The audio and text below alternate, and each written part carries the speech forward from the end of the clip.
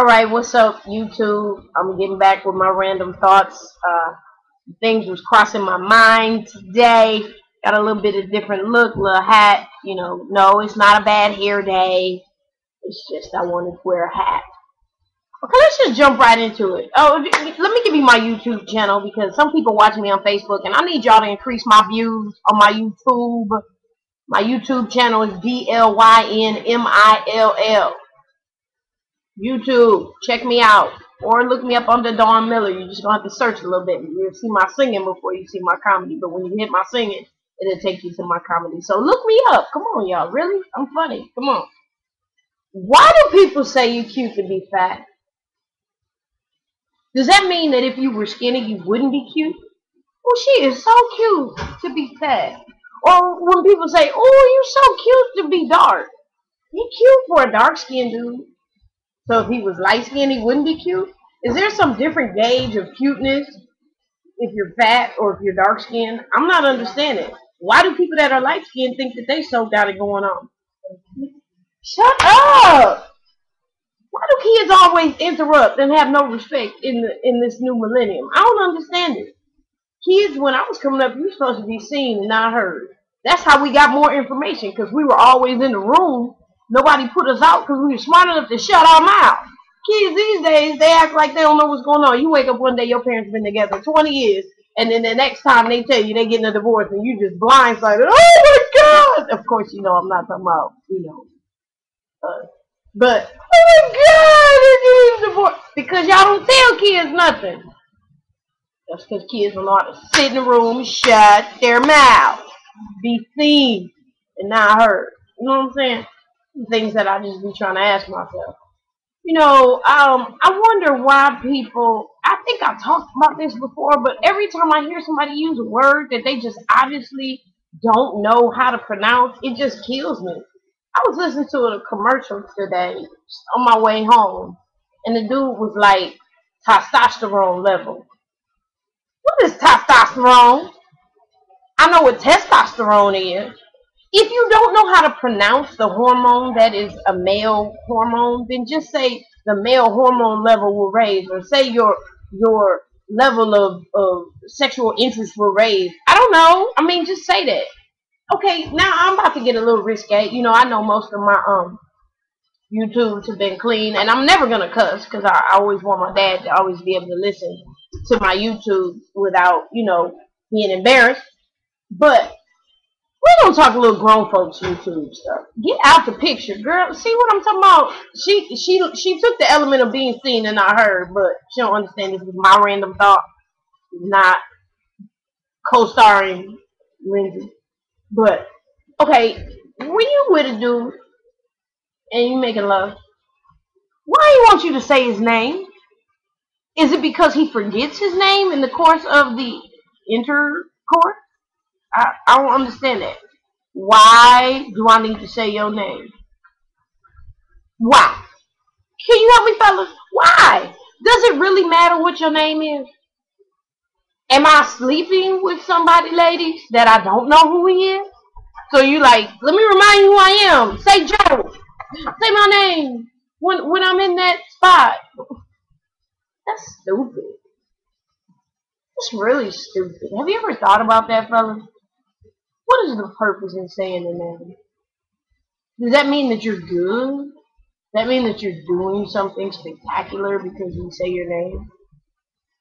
I don't understand that. There's some things that just make you wonder, you know what I'm saying? Why do men think that pulling your hair is supposed to sexually arouse you? If you pull on somebody's hair, that's time to fight. That's not time for me to be like, that's like this choking thing. I've been watching TV and they've been talking about the asphyxiation while they're having, relations. Is that exciting that I might die while I'm climaxing?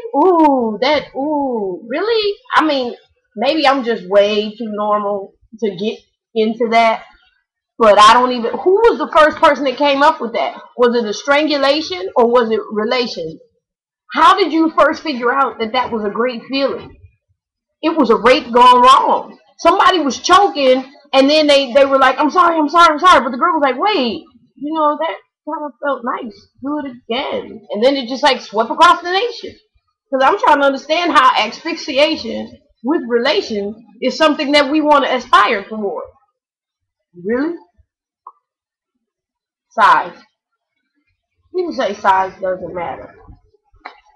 But yet, men are now having all these commercials bombarded with them talking about enlarging their size. Why do they show that stuff on TV? Do you really? I mean, and they know it's like embarrassing because they tell you that we will mail it to you in a discreet package. But okay, it's playoff season. In the middle of the Miami Heat and Chicago Bulls game, if one of those commercials happens to come on the screen, should men just like turn away? Because if you look, does it look like that you're interested in the product and that you might be in need of its services? If you look too intently, does it look like you're getting ready to like write the number down? Or if you happen to be writing something down while the number pops on the screen? So how do you handle that? You know what I mean? If it pops on the screen and you're watching the game around other guys, but you really do want that number, how do you do that? Do you commit it to memory and just hope that you recall 1-800-100 enlarge me? I don't know. Maybe they should come up with names that would make it easier for you to remember, because that's not really a number that you want to write down and have somebody happen to come over your house and see it, and you got to write down the title, because I know at my age, if I write a number down and I don't put the name or the reason for it, I'm going to be like, why did I write that down? So then you write enlarge me, and then you put the number, and then the girl that you really like comes over and she's like, enlarge me. I don't understand it. So does it matter or doesn't it matter? I don't know.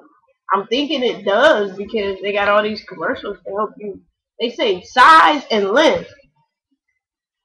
We're going to get to the point where people in bed going to be this far apart because they keep buying all these enlargement, things and lengthening things, and it's going to be like all this space. This going to be your stomach, this going to be his stomach.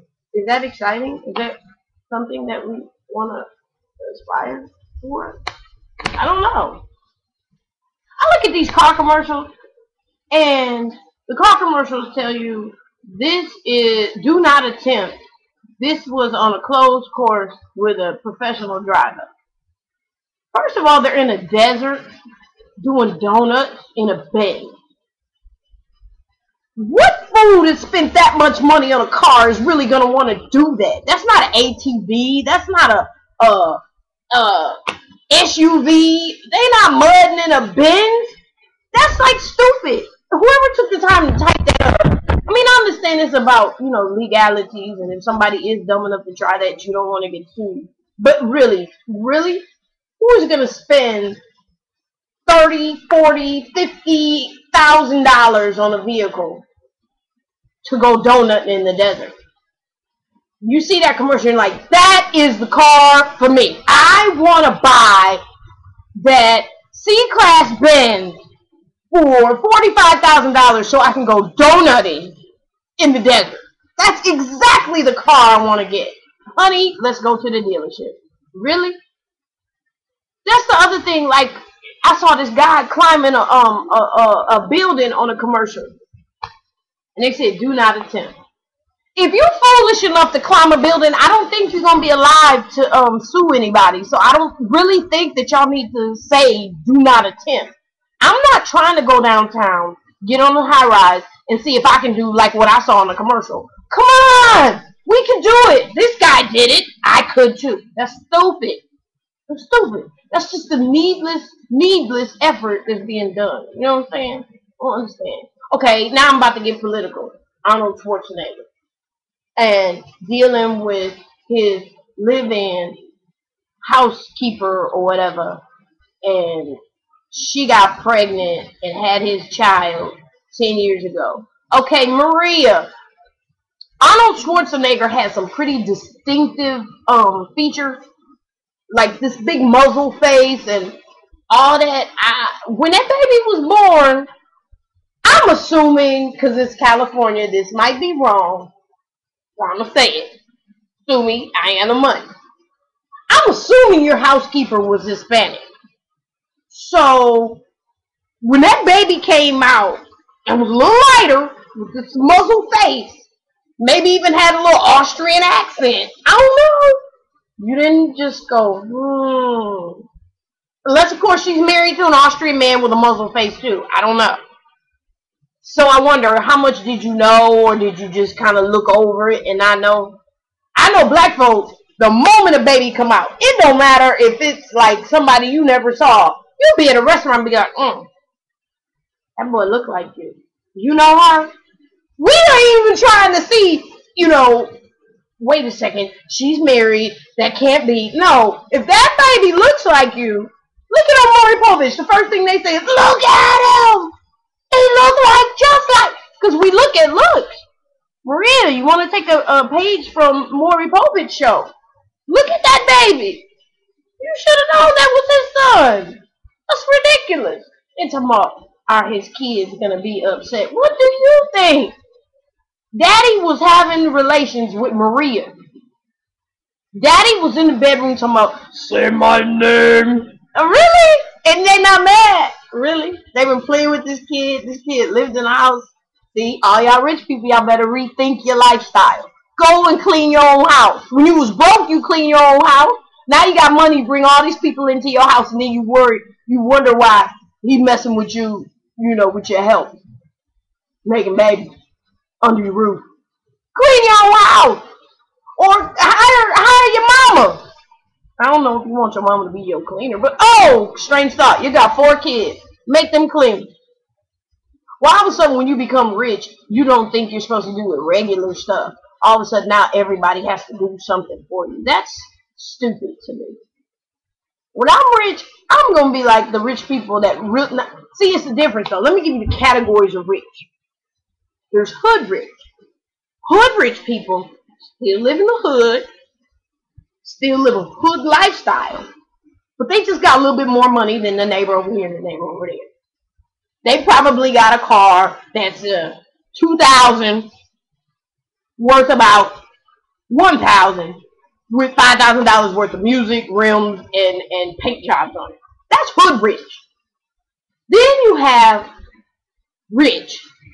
That's where you might live in a halfway decent house. You know what I'm saying? You may have a little more, you may have the same amount as your neighbor on this side or that side. But you're not really in a position where you could just drop everything, travel across the world, and not trip. You got plans still. You still have to save, and well, let's decide when we want to do the vacation. And you still say, how much is that? Wealthy, on the other hand, no, let me stop. There's one after rich. There's comfortable. Comfortable is a little more than rich. Okay, got all your bills. You probably could pick up and do a little trip and do all that, but you really can't give money to feed the whales in Cambodia. I don't know. You can't do the charitable stuff. But you're good though. You're good. You can help little moms and little dad and little. You got money. You're comfortable. Travel how you want. You're probably not really asking how much stuff is. You good. On the other hand, wealthy. That's that type of who would I consider wealthy?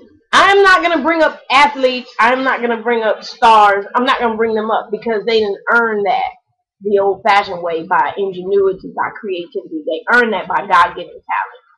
So I don't consider that wealthy. You may have acquired wealth, but I consider wealth like Rockefeller, Carnegie, people who came up with a concept that we all bought and spend our last on, and they have gotten to a point where not only can they pay what they want, go where they want, live how they want, they never ask how much something costs, and 9 times out of 10 they really don't have to pay for it anyway. That's another random thought. I'm about to come to it, but let me finish where I'm at right here. Wealthy people can just drop hundreds of thousands of dollars on the charity of their liking.